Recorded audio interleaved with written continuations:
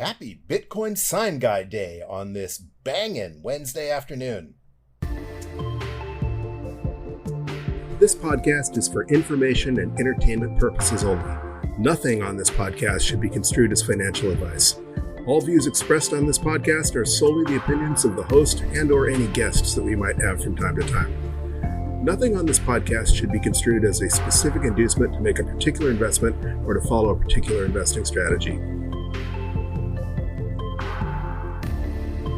Hello, you sexy sat stackers, and welcome to the latest episode of the Bitcoin Bulletin Podcast.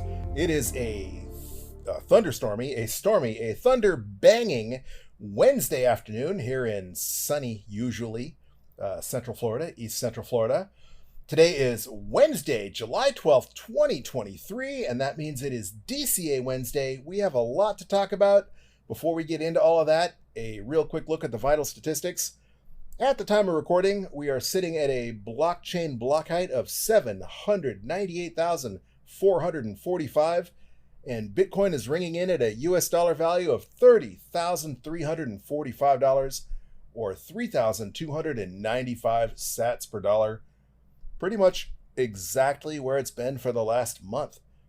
We would popped above $30,000 on DCA Wednesday back on June 21st, and we've been there ever since. I guess it was more like June 14th. So about a month we've been above $30,000.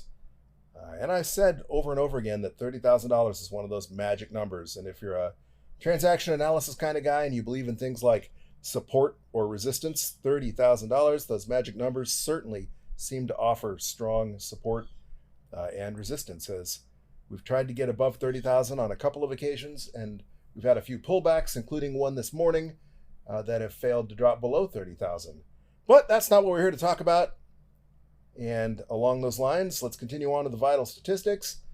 We are currently 455 blocks away from the next halving. As you know, Bitcoin cuts the miner reward in half every 210,000 blocks. The next halving will occur on block 840,000, and that's currently estimated to take place on April 20th, 2024. Significantly less than a month to go.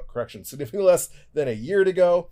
I'm a little distracted. There's a parrot screaming in the background. I don't know if you can hear him or if you'll be able to hear him after I apply a little bit of noise canceling, because I'm definitely gonna have to filter out the thunder and lightning that's banging in the background as well. But if you can hear that screeching, I apologize. Bitcoin's current market capitalization is ringing in at $589.5 billion, about 0.7 billion more than it was on the special episode we did on Sunday, and almost 2 billion more than the last DCA Wednesday episode, despite the fact that the price has remained relatively constant, at least when you zoom out as far as our weekly perspective goes. Looking at the price only on Wednesdays, on DCA Wednesdays, certainly does tend to cut out a lot of that volatility. For example, this morning, Bitcoin had rallied all the way up to, well, it tried to punch through 31,000 before coming back down this afternoon. Volatility that you wouldn't know about if you just zoom out a little bit like we do, focusing on our DCA stack on Wednesdays. For those of you who value your wealth in gold, it will currently cost you 15.8 ounces of shiny metal rocks to purchase just one Bitcoin, almost a full pound of gold to purchase just one Bitcoin. And for those of you who value your wealth in pizza, one Bitcoin will currently purchase you 1,697 large pepperoni pizzas from Papa John's. That's more than one large pizza a day for more than 4 years, which is not too shabby. That's quite a bit of food security for just one Bitcoin. The mempool is looking a lot clearer than it was. On Sunday, we were looking at about 52 blocks worth of transactions pending in the mempool. And last DCA Wednesday, there were about 66 blocks worth of transactions pending in the mempool. And that's currently down to about 32 blocks worth of transactions. So it's nice to see that trending back down. Although estimated fees have ticked up just a little bit. The fee estimator on Clark Moody's dashboard is saying that if you want to guarantee your on-chain transaction is included in the next block, you need to include a fee of 20 sats per VByte to do so. That's up from 12 sats per VByte last week, but I guess that was on Sunday, and 16 last Wednesday. But Despite that, it's only going to cost you 11 sats per VByte to guarantee that your transactions mined within a day. And if you can wait a couple of days, Clark Moody's dashboard is estimating that a 2 sat per VByte transaction will be mined within a week. And that's the lowest we've ever seen it. Last week, it was, or not ever, that's the lowest we've seen it since the prices spiked most recently. Last DCA Wednesday, for example, it was double that at 4 sats per VByte for a transaction that could wait a week. Mempool.space is estimating that a high priority transaction should have a 7 sat per VByte fee, and that works out to about 30 cents in US dollar terms, and that is not too shabby. A little bit higher than Sunday when they were estimating 21 cents per VByte, or correction, 21 cents for a transaction, but that's, that was on a weekend, and the on-chain activity tends to be a little less on the weekend anyway. It's often cheaper to send your transactions on weekends. But I do want to point out that 30 cents is still significantly cheaper than you can mail a letter in the United States. It's certainly a lot cheaper than you can send a wire transfer or a Western Union MoneyGram. And for you merchants out there, it's even cheaper than you can process a credit card transaction. I've used a variety of credit card processors. When I used First Data at the time, they were charging me 25 cents just to swipe your card, and then 3% of whatever the transaction was. So if you spent $100, that was going to cost me 25 cents to swipe your card, and then another $3 in fees. Bitcoin is certainly a lot cheaper than that, even on chain. And of course, Lightning is practically free. So obviously we know that Bitcoin is coming for Visa and MasterCard. They obsoleted them a long time ago. But sooner or later, that's going to catch on like it has in El Salvador as more and more merchants start adopting Bitcoin. That metric I like to pay attention to, Bitcoin's 24-hour on-chain transaction rate, is down a little bit, even compared to Sunday when volumes are traditionally a little bit lower.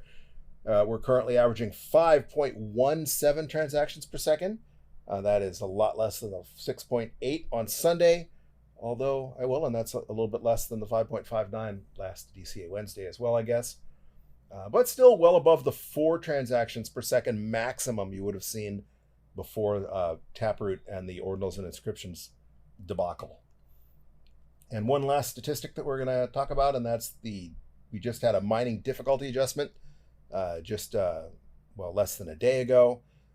That was an upward difficulty adjustment. It got 6.4% more difficult to mine Bitcoin. That is because, as you remember, transactions were coming in at 9 minutes and 21 seconds, significantly faster than the 10 minutes between transactions that the Bitcoin protocol aims for. We are about 1,907 blocks away, or exactly 1,907 blocks away from the next mining difficulty adjustment. As you know, Bitcoin adjusts its mining difficulty every 2,016 blocks, which is theoretically about every 2 weeks, to try and maintain a 10-minute average. The next difficulty adjustment looks like it's going to be on Tuesday, July 25th. And depending where you get your data, well, this is kind of worthless information because literally we're only 109 blocks into this difficulty epoch, so it's way too early to tell. But nonetheless, the estimators I'm looking at are saying that's going to be a difficulty decrease of anywhere between 0.1 and 0.42%, because that mining difficulty increased the average block time significantly from that 9 minutes and 21 seconds up to 10 minutes and 26 seconds. Obviously, that is too fast. But that number is going to change because anything can happen in the next 2 weeks as far as, the heat wave that had miners coming offline in Texas and things like that, or just new miners coming online, new miners being released, new companies getting into the mining space, maybe new countries getting into the mining space. There's some speculation that there is another country that may be accumulating, that may be mining Bitcoin, maybe some more companies mining Bitcoin. They're waiting to confirm some of those rumors based on waiting for companies to come out with their quarterly reports to see if they really have been mining and accumulating Bitcoin. But there's a lot of speculation that there are companies out there mining Bitcoin, not just Bitcoin mining companies, but like mainstream Fortune 500 companies that would have nothing to do with Bitcoin per se. Those are just rumors. But like I said, anything can happen to influence the hash rate in the next 2 weeks. But currently it's looking like there will be a mining difficulty decrease. Real quick, thank you to those of you listening on your favorite Podcasting 2.0 apps. As I mentioned, you can earn sats for listening on Fountain, for example. as well as help support your favorite podcast through the value for value model by streaming sats on a minute per minute basis, or by tipping your favorite podcast at a one-time, smash tip that is called a boost on Fountain, for example. We do have one boost I wanted to read, and that was Leggy boosted us 5,000 sats for our last DCA Wednesday episode. I went over this on Sunday. I wanted to go over it again today because Sunday was a special episode, and Leggy probably would have been expecting the boost to be read on Wednesday. And Leggy, I still can't find your boost. It looks like, I see the 5,000 sats, but I don't see any message attached, and I checked just before we went on air again today. And that leads me to wonder, did you boost with Breeze or Fountain? Because I remember when you used to boost with Breeze, sometimes those got lost or they were harder to see. And then when you started boosting on Fountain, of course, that attaches your boost as a note, onto the show notes for each episode. And I can't find any text that boosts. So DM me on Twitter at BTC Bulletin Pod, email me at bitcoinbulletin@protonmail.com, or let me know, because I'm interested to know if you just sent a boost and no message, or if that message is lost somewhere and I need to find it. And if it is lost, if it was boosted on Breeze or Fountain or some other way that I need to learn how to dig through so that I don't miss out on any other boosts that might be coming in. And speaking of our loyal listeners, the geographic distribution of listeners is exactly the same this week. Number 1 in the top 10 countries remains the United States, with 53% of you listening from right here in the United States of America. Number 2 remains Argentina, so muchas gracias, amigos in Argentina. Number 3 remains Germany, so guten Abend, mein Freunds in Deutschland, danke schön, danke für alles, mein Freunds in Deutschland. Number 4 remains Luxembourg, so also danke, or morgen for those of you who speak Luxembourgish. Number 5 remains Canada, so hello to our friends in America's attic, the Great White North, both as Greg Foss likes to refer to Canada, or Canada, as I sometimes jokingly call it, our 51st state to the north. So hello and thank you to our friends in Canada for listening. Number 6 remains Spain, so muchas gracias, amigos in Spain, for listening. Number 7 remains Venezuela, again, muchas gracias, amigos. And number 8 remains Colombia, once again, muchas gracias, amigos in Colombia. Number 9 remains Sweden, and I still don't know how to say hi or thank you in Swedish. Nobody's reached out with a boost to let me know, or DM'd me on Twitter, or even sent an email. So if you are listening from Sweden, you don't have to send me a boost to let me know how to say hi or thank you, but it would be cool if you did. You can go ahead and DM me on Twitter at BTC Bulletin Pod, or shoot me an email at bitcoinbulletin@protonmail.com, and please let me know how to say thank you and hello in Swedish, or whatever language you speak if you are in Sweden. And number 10, once again, is Singapore for the second week in a row. Again, thank you to those of you in Sweden and Singapore. I apologize, I don't know how to say hello or thank you to those of you in Singapore either. So once again, reach out, send us a boost, a DM, or an email, and let me know. Lurking down at number 11 still is Mexico. So they bumped France out of that top 10 pretty solidly. So if you are listening from France, hello, bonjour. Thank you for listening from France, but you're falling behind. We must have lost a listener in France because, maybe we just picked up more listeners in the United States. Either way, thank you to all of you, regardless of where you're listening from, even if your country is not in the top 10. If you want to help boost your country into the top 10, maybe encourage a friend or two to listen to the Bitcoin Bulletin podcast, and we can increase your country's standing in the listener rankings. All right. As I've mentioned multiple times, $30,000 seems to be one of those magic numbers, and Bitcoin is still hovering in that $30,000 range. As I repeatedly said, this is kind of like 2019's $9,000, but without the Vegeta memes. Of course, consider yourself lucky that Bitcoin is hovering around $30,000 because, we're really coming up on the end of that accumulation phase. If history repeats or rhymes, we're looking at another major bull market, another major bull run, another euphoric phase, another blow off top, another all-time high after that Bitcoin halving in 2024. So if you don't want to be one of those people that says, I wish I'd stacked more, or I wish I'd bought when Bitcoin is only $30,000, well, congratulations, you still have time. I have no idea for how long. Nobody has a crystal ball. I don't know if Bitcoin will go up or down from here, but ultimately Bitcoin goes up and to the right. And $30,000 is a heck of a lot cheaper than when it eclipses the previous all-time high of 69,000. And speaking of previous all-time highs, today is Bitcoin sign day.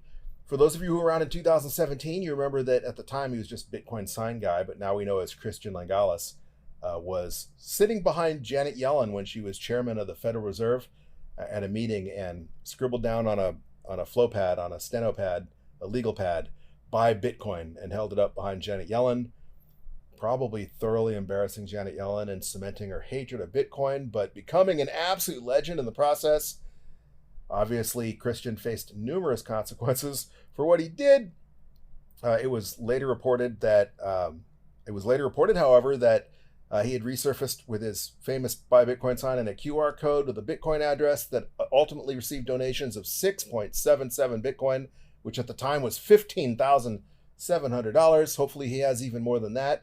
But if he just held on to those 6.77 Bitcoin that he got for holding up that Buy Bitcoin sign behind Janet Yellen, that would currently be worth $205,435. Not too bad of a payday just for holding up a sign. So even if it cost him an internship, I'm sure he's doing just fine. And also there was news, I think it was in 2020, so 3 years later, that he had a couple other big projects that he was still in the Bitcoin space. So shout out to you, Christian, if you're out there somewhere, Bitcoin sign guy, and thank you for being a trailblazing meme in Bitcoin adoption. One of the coolest, most in-your-face, most Bitcoin things that Bitcoiners have done. You know, you see a lot of buy Bitcoin bumper stickers out there, or Bitcoin projected on various Federal Reserve banks, various central banks around the world, but nobody had the cojones that Christian demonstrated when he held that sign up behind Janet Yellen. All right. Probably the biggest quote-unquote financial news impacting Bitcoin today is the CPI numbers. You know, it was Mark Twain that said there are three kinds of lies. Lies, damn lies, and statistics. And CPI numbers are certainly BS. But today the CPI numbers were released, and the headlines are cooling inflation has economists debating a second Fed rate hike. Yahoo Finance is reporting Wednesday's Consumer Price Index report brought welcome news for U.S. consumers. Prices in June rose at their slowest annual pace since March 2021. So congratulations, consumers. If you believe their BS statistics, your groceries got more expensive more slowly than they have since 2021.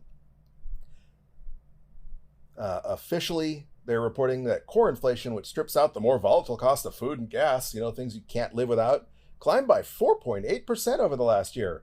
The increase is lower than the 5% economists had expected, but starkly above the Fed's 2% goal. That sentence is just idiotic for multiple reasons, not the least of which is there should be no 2% inflation goal. Only a Keynesian could think that by stealing 2% of the value of your savings every year, that was a good thing, that should be their goal, that you should get 2% poorer every year, and that's a sign of a great economy. But also, 4.8% is obviously a BS statistic. I was at the grocery store just the other day, and a 3-pack of store-brand skinless chicken breasts was $16. A year ago, a family pack of chicken breasts, which works out to about 6 or 7 chicken breasts, was less than $10. So from about $9 to $16 for half the chicken. So the equivalent of basically $32 for what you would have purchased for $9. That is triple. That is 300% if you don't have a calculator or you're just really bad with math, like apparently economists are, Keynesians are, because if you believe that your chicken only got 5% more expensive, 5% of $10 is 50 cents, right? Am I doing my math right now? So yeah, 5% of $100 would be $5, 5% of $10 would be 50 cents. So that $9 chicken should be $9.50 chicken, not $32 chicken. But hey, that's why we're in Bitcoin, right? Because we know it's BS. We know Keynesian economics is a fraud. It's a scam. It is a billionaire bankers club, get rich and stay rich and keep you poor scheme. And that's why we're Bitcoiners. And speaking of FUD and scams, I did a special Bitcoin Bulletin episode on Sunday. Not necessarily a weekend update episode, but it was inspired by a FUD article that was in Fox Business. If you haven't listened to the episode, they basically wrote an article about Tom Brady losing money because of the FTX scam, but it wasn't the content of the article that that I was interested in. It was the comments, the normies in the bottom, the comments in the bottom that indicated that we are early. Just the fundamental misunderstanding of Bitcoin, the fundamental misunderstanding of what FTX was, why FTX was a fraud, the fundamental misunderstanding of money, of just, people assuming that gold is still based, gold still backs the US dollar, that there's, piles and piles of shiny yellow bars, Scrooge McDuck style, sitting in Fort Knox somewhere, and that's what gives the US dollar its money, its monetary value, its value. Obviously, that hasn't been the case for more than 50 years, but the normies are just completely ignorant of what money is, how it works. If you ask them what money is, they would say, well, it's this, and they pull out a paper, a piece of paper that's green in the United States or blue in some other countries. That is as far as their understanding what money is goes. And if you haven't listened to Sunday's episode, you can go ahead and pause here and catch back up after you listen to that, because I think I went on a fairly good rant about why we're early. One of the other things that I spoke about on Sunday was that there was a Reddit post that I had been reminded of, that somebody wrote back in September of 2022 that they were wanting to DCA just $20 a week, and that they were wondering if it was even worth it, if they were too late, basically. And obviously, we DCA $20 a week. That's what this whole Bitcoin Bulletin podcast has been about for the last 2 years. So we get it. And I went over that if they had started DCAing just $20 a week when they made that Reddit post, they would have stacked $880. Of course, that would be $900 now, because it's another Wednesday. That $880 would have bought them a stack of more than 4 million sats worth more than $1,200 at an average cost of $22,459 per Bitcoin. So I think that answered their question. Hopefully they're out there stacking. Maybe you're listening. If you are, that would be really flattering. It'd be really cool to hear from you. All right. A couple of the other things I wanted to talk about was an interesting post I saw on Reddit, and it wasn't again, it's one of those things that's not about the post. It's about the comments. And this one was on a post in Reddit, basically it was just a generic post saying they were ranting about the r/investing subreddit, but the number one post on top of it kind of reminded me of the Satoshi-esque post where Satoshi said, if you don't have time or don't understand, if you don't have Bitcoin or don't get it, I don't have time to change your mind, basically. I'm butchering a Satoshi quote, and I apologize for that. But the quote on Reddit was, a bee doesn't waste his time explaining to a fly that honey is better than shit. I thought not only was that a really smart, really genius way to sum it up, it was also kind of Satoshi-esque. So that was pretty cool. Fortune magazine had a nice FUD article out there. Hold on, I just lost my place. Basically stating that enthusiasts are hopeful that a once-in-4-year event which rewrites the underlying code of the world's biggest cryptocurrency will extend the current market rally. The fundamental misunderstanding of exactly what Bitcoin is and what's about to happen and what's going on with Bitcoin in general was just astounding. It is a once in about 4-year event, not necessarily 4 years, but once every 210,000 blocks. It, however, does not rewrite the underlying code, you morons at Fortune magazine. It is the underlying code. That the miner reward gets cut in half every 4 years. And that is what people are quote unquote hoping will extend the current market rally. Obviously, we're in an accumulation phase. We're in the sideways phase. We're in anything but a rally. So that article just got everything they could possibly think of wrong. And that's what I wanted to, that's what brought my attention to it. And that's why I wanted to mention it. Obviously, from listening, or from being a Bitcoiner, or just because you've done your research, that the miner reward gets cut in half every 4 years, and that tends to be what corresponds to those 4-year cycles where we set a new all-time high about 6 to 18 months after the halving.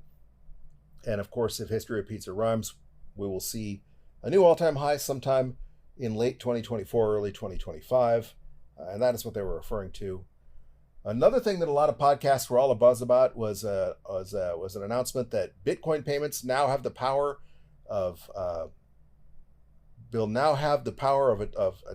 or that This is a tongue twister for me. Kind of like what is that? She sells seashells by the seashore, or how now brown cow. I have no idea why I have a hard time spitting that out. But basically, the new set of tools were released that allow AI applications to use Bitcoin to make Bitcoin payments. The tools were built on the L402 protocol and enable AI to hold, send, and receive Bitcoin via the Lightning Network. So that was one of those things that people are excited about. There might be a new use case for Bitcoin and or a new use case for AI that we're still early. That this is something that it surprises people. But if you look at where we are in terms of Bitcoin adoption, Bitcoin progress, Bitcoin, the use cases for Bitcoin, and you look at where the internet was, 12 or 15 years after the internet was invented, you couldn't fathom things like Amazon or Netflix or any of the things that we do on the internet today, Uber, for example, and we can't fathom how Bitcoin's going to be used, other than the fact that we know Bitcoin is the soundest, most incorruptible money ever invented. But things like AI being able to use Bitcoin, we have no idea what kind of cool inventions are going to come along in the future that'll increase use cases for Bitcoin. Another really cool article out there that I saw was basically talking about Bitcoin accumulation amongst us plebs, us minnows. And it was that since mid-June, entities between, well, this isn't minnows, this is the big boys, but it's more accumulation. Since mid-June, entities with between 10 and 10,000 Bitcoin have increased their exposure by over 70,000 Bitcoin. So people out there, small fries, fish, whales, what have you, it's an accumulation phase and people are accumulating, taking advantage of this sideways action before the next halving. I firmly believe that the institutional money out there, the big players, they know by now that Bitcoin has 4-year cycles, that those cycles revolve around the halving, that the halving's coming up, and that's why Grayscale, BlackRock,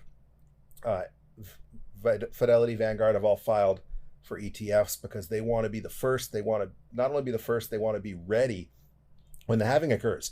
Previously, when we would see institutional interest or hype around non-Bitcoiners getting into Bitcoin or trying to ride the Bitcoin wave, it was after Bitcoin had set a new all-time high, when the bull run was exhausted, even, that it was like, oh, everybody's piling into Bitcoin now. And I think they've learned that lesson, and they want to be prepped in advance for the next bull run instead of getting in at the top. They know a new top is coming and they want to be in beforehand. Some positive news out there. Banking giant Standard Chartered is bullish on Bitcoin. And the TLDR on that is they have predicted that Bitcoin will reach $50,000 this year and hit an all-time high in 2024, which is a no-brainer if you know anything about Bitcoin.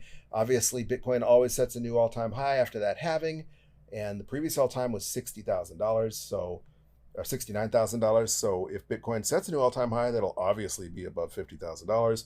But it's cool to see another banking giant bullish on Bitcoin. All right, I digress. The last thing I wanted to talk about was that tweet by Christine Lagarde, where she tweeted out, "We want you to have a say in what your future banknotes will look like. Take part in our survey and share your views on the shortlisted themes here." So basically, Christine Lagarde wants you using the euro to feel like you have some sort of say in your money and your monetary policy, because they're going to let you do things like vote on the color of your banknotes. And if to put the icing on the cake, moments after she tweeted that, the very website they set up to take that survey crashed, because she followed up that tweet with, "We are aware that that there are currently technical problems with accessing the online survey. We are working to resolve the issue, so please bear with us and apologies for the inconvenience." If you want something screwed up, give it to the government, give it to a central bank, right? If you remember when Obamacare first launched, the absolute debacle of the Obamacare website was, or even when El Salvador first introduced their Chivo wallet, when they first adopted Bitcoin, the Chivo wallet was kind of a debacle too, because it was a government-written Bitcoin wallet instead of just adopting, one of the already in use Bitcoin wallets. They tried to do their own thing, and governments are notoriously horrible about it. But the bigger point was, these elitist central bankers, these people that think they're better than you, that you're just one of the little people that they want you to live in your 15-minute city in your pod and eat your bugs, they're giving you the opportunity to feel important by letting you vote on what you think your new banknotes should look like. All the while moving to a CBDC where that's completely moot anyway. Maybe that's the point. They're getting ready to get rid of paper currency, and so since it doesn't matter anyway, they'll let you have a say. You little people, you plebs. All right, enough ranting for today. Why are we here, really? We're here because it's Wednesday, and every Wednesday we do a DCA Wednesday episode. What is DCA, you might ask? Well, DCA is short for dollar cost averaging, and dollar cost averaging is an investment strategy where you invest your money in equal portions at regular intervals regardless of price. For example, this is going to be our 103rd stack. We started stacking all the way back on Wednesday, July 28th, 2021, just under 2 years ago. And in that time, we've stacked 102 times so far, converting a total of 2,040 filthy fiat dollars into Bitcoin, including $45.90 in fees. And that has scored us a stack of 7,079,928 sats at an average cost basis of $28,813.85. To add to that today, as usual, we're going to use the Cash App.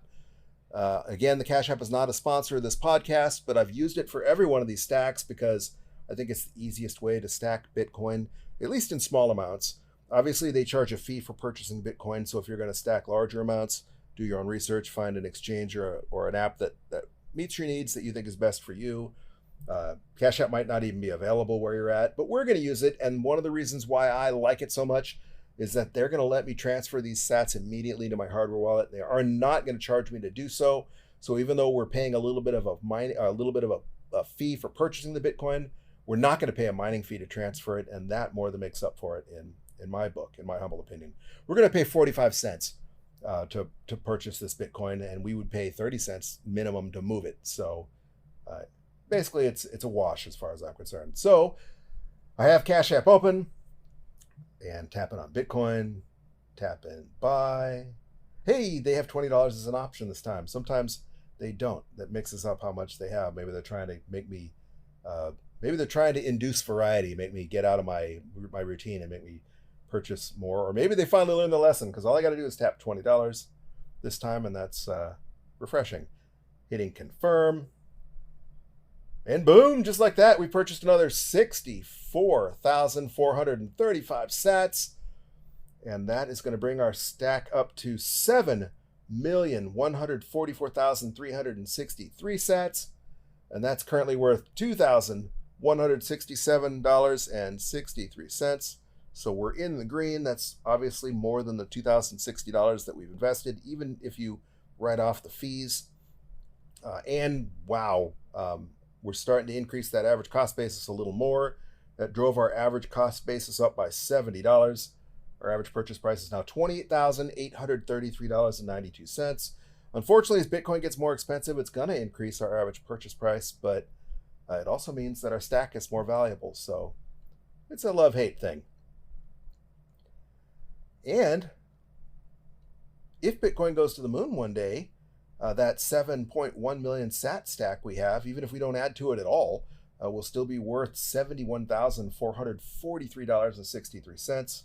That's a heck of a lot more than the $2,060 that we've converted. So, who knows where Bitcoin's going to be one day? All we know is the numbers going up and to the right, and it'll certainly be eventually worth more than the 28,883 average cost basis we've accumulated.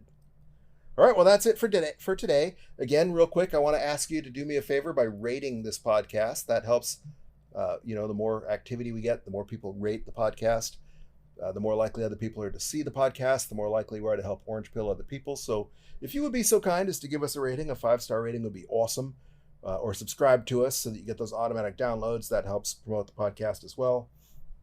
And along those lines, if you are not already following us on Twitter, please follow us on Twitter at BTC Bulletin Pod. The more followers we get, again, the more people will be exposed to this podcast, the more people will be exposed to DCA, the more people we can help Orange Pill. I would like to hear from you and what you think about this podcast, what you like about the podcast, what you don't like about the podcast, what you might like to hear me talk about in the future. You can do that by DMing me at that at BTC Bulletin Pod Twitter address, or you can send me an email at bitcoinbulletin@protonmail.com. Either way, don't forget to join us next Wednesday and every Wednesday while we grow the stack together on our next DCA Wednesday episode. That will be moving in on 2 years that we've been doing this together. So thank you for listening. And until next time, keep on stacking those sats, you sexy sat stackers.